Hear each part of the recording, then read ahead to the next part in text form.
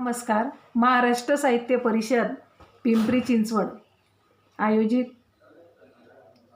मी कांचन श्रीकृष्ण नेवे. माझ्या कवितेचे शीर्षक आहे बोलकी वाट.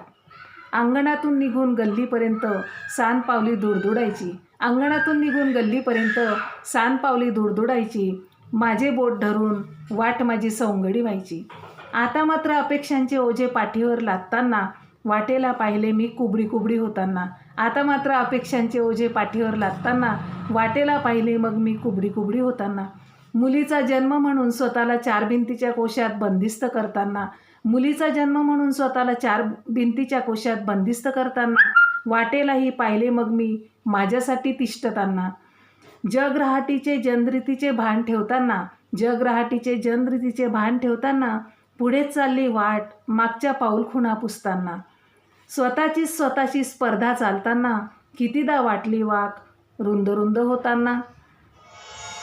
सुटले पडाव मागच्या मागे ठोकून राहिले तंबू. सुटले पडाव मागच्या मागे ठोकून राहिले तंबू.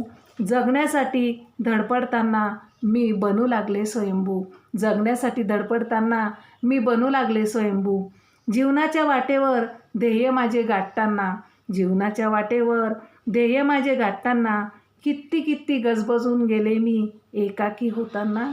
किती गजबजून गेले मी एकाकी होताना. भूतकाळाचे बोट धरून भविष्याशी हातमिळवणी केली.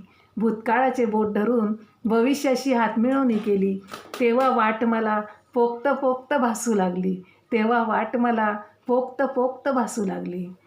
झुगारून दिल्या मी साऱ्या कुबड्या. झुगारून दिल्या मी साऱ्या कुबड्या. स्वतःची ओळख होताना.